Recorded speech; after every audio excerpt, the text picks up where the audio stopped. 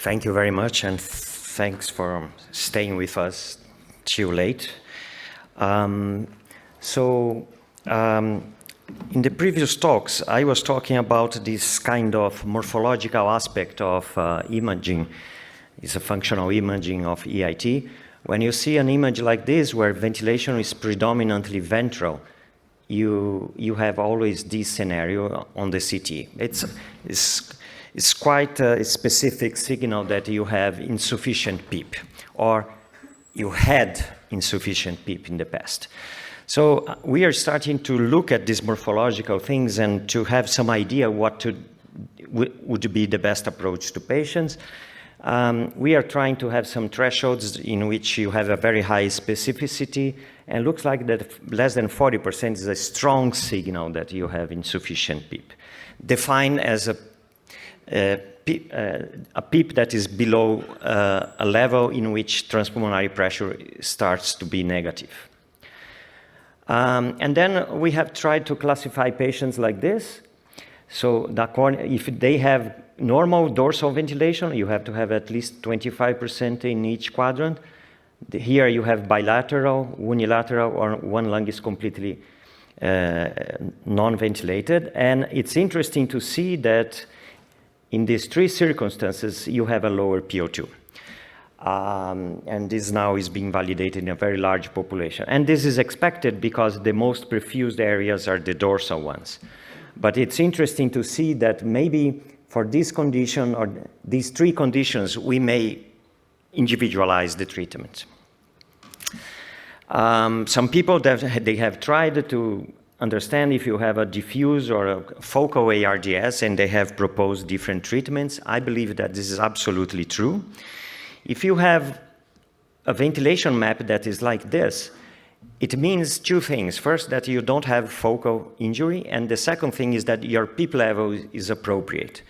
And this is a signal that you are doing fine. And these guys now in Japan, they are using a lot EIT imaging the first day of ventilation, and they recognize that these patients, they have a much better prognosis in a very large series of patients. So we have tested this type of conditions in animals and in patients. So we are lateralizing the patient, trying to understand the implications for pleural pressure, because depending on the results, this could be an alternative to prone. And we have done also in Nessa patients. tela da tomografia de impedância elétrica, o gráfico da parte superior representa o... But anyway, what I would like to show is that this guy has a type of morphology in which you have just one quadrant, and then I put this quadrant up, just 30 degrees, and you can immediately see the change in the because this is the right lung, and this is the left lung. The change is big, because think about the following. This represents the change in end expiratory lung volume, okay? And the size of the oscillations is the local tidal volume. So look at the amount of increase in end expiratory lung volume. It's amazingly high. We did more experiments. We put pleural sensors here and here, and we did the 30 degrees lateralization, and we measure the plethysmogram, transpulmonary pressures, and pleural pressures.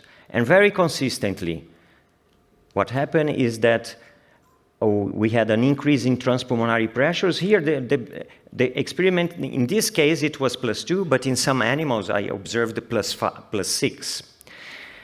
And the other side, the pleural pressure decreased, which means that I had a positive pleural pressure, and then now it's less positive.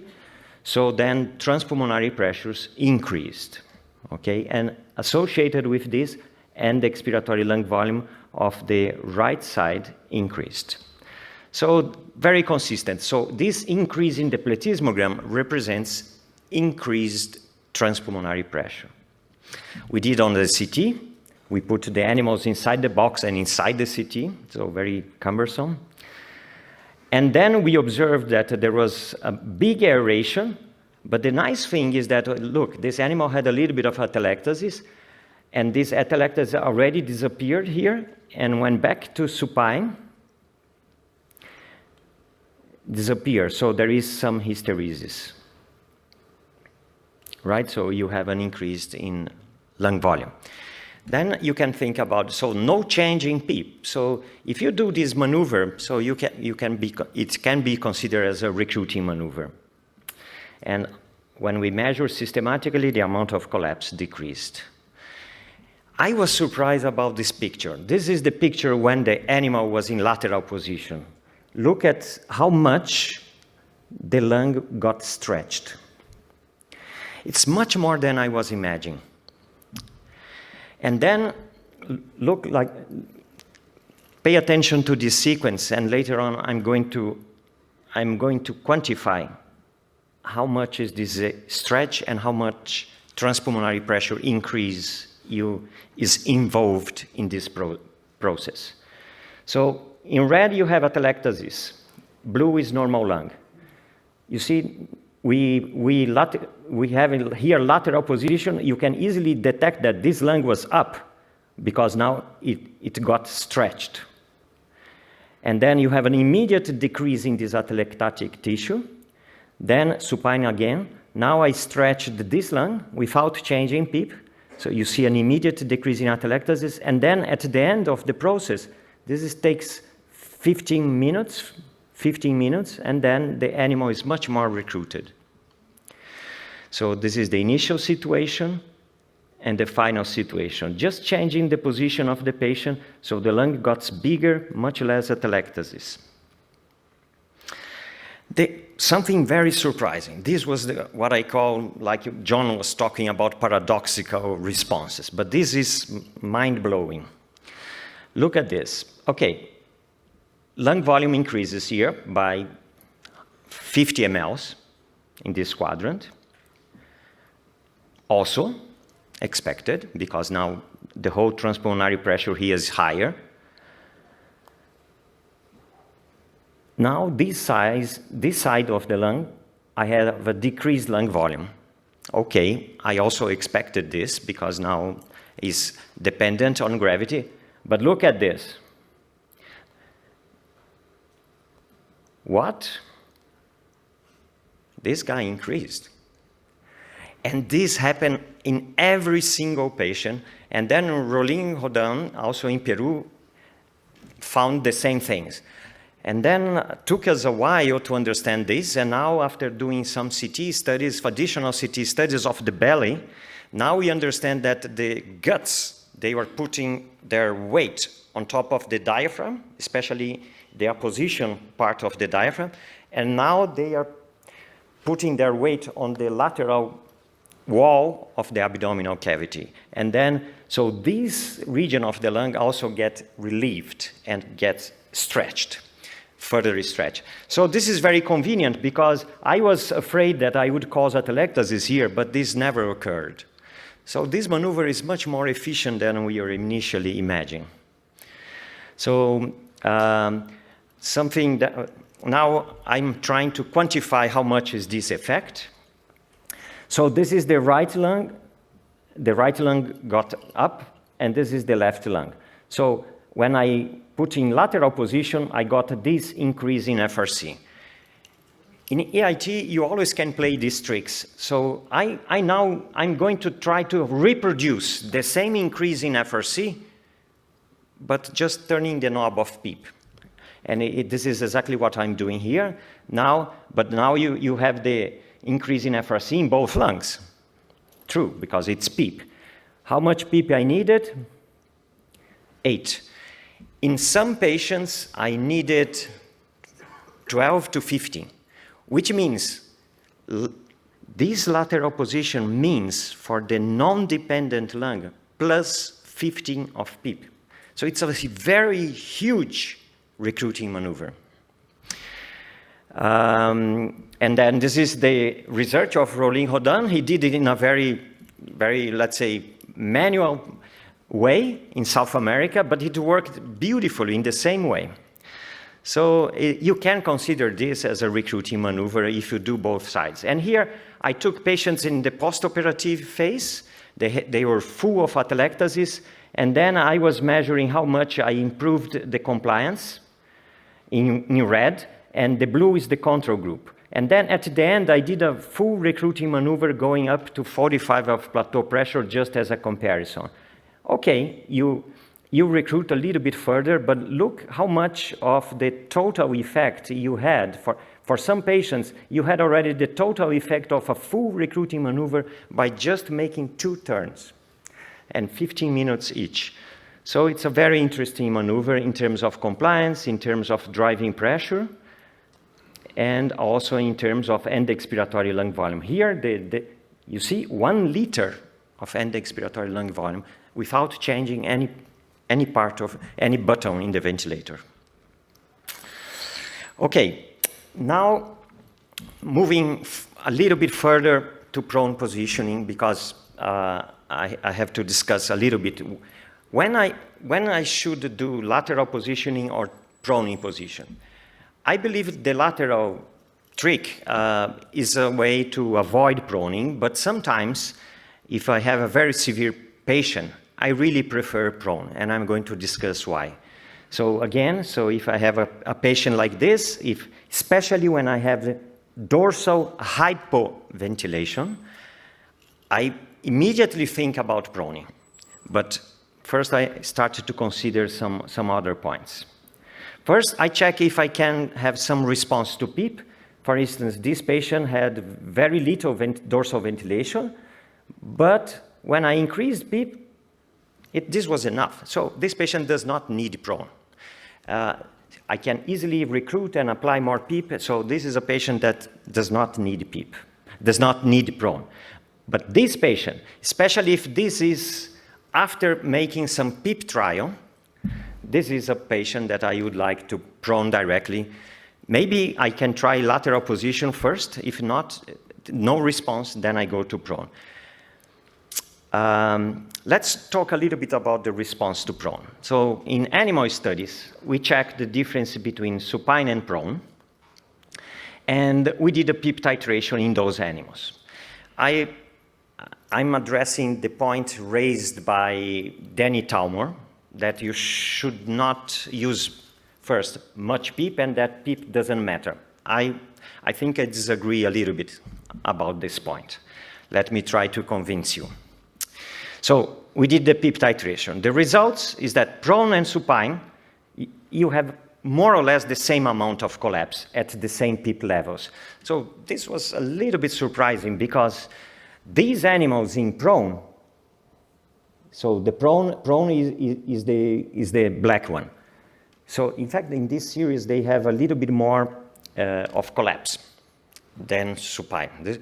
But the blood gas was much better, the double, the half of pulmonary shunt. So they had a much better blood gas with the same amount of collapse. And this was precisely because of VQ matching. So in general, these animals, they don't have a lower pleural pressure in prone, like Danny was talking about, because he measured a higher transpulmonary pressure at the same PEEP, which means that in prone, you have a lower pleural pressure. But this is not my finding. I think it varies a lot from animal to animal and from patient to patient. Look at this patient. We did a PEEP titration supine, 14. Remember, when I do PEEP titration with EIT, this corresponds to 0 transpulmonary pressure, okay? 0, 2, plus 2. We have lots of studies showing this. So then you need 14 of PEEP to have 0 transpulmonary pressure. But then when the patient was in prone, when the patient was in prone, so I needed 21. And in other patients, I see the reverse. So it's very individual. Particularly, this patient had a big belly and then got compressed, increased abdominal pressure, like Tebul was talking, and increased pleural pressures. So to overcome collapse here, I needed much more PEEP. And if I didn't do this, this would be a typical patient that in prone would deteriorate. And then you say, wow, the prone is not working, so let's put back to supine immediately. And I have seen this a lot. And typically this patient also has some hemodynamic problems. And I think now I know the explanation. So this is a typical patient in which you have higher abdominal pressures and higher pleural pressures. And vice versa. For instance, this patient at a high PEEP had much more overdistension in prone. So I think you have the whole spectrum and you should individualize. My time is over, and then I would like to just, I had some more points to make, but I would like just to go through this slide. Because after doing very systematically this approach, doing CT and doing EIT, I have a better understanding about prone, which I would like to share with you. Because I think the biggest effect of prone is something very simple to understand. It goes something like this. You have dorsal collapse. You are in supine. Then you make prone. So transpulmonary pressure is going to be higher here. And if you keep your same PEEP level, maybe you're going to have dorsal recruitment, and then slowly you're going to have a little bit of ventral collapse. We documented this. You always have a little bit of ventral collapse. And then how to avoid the deterioration when back to supine?